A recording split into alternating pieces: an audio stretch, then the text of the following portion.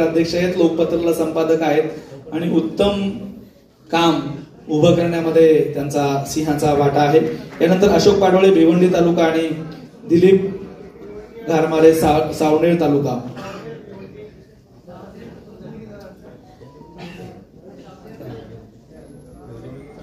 राज्यातल्या कानाकोपऱ्यामधनं आलेली ही सगळी मंडळी.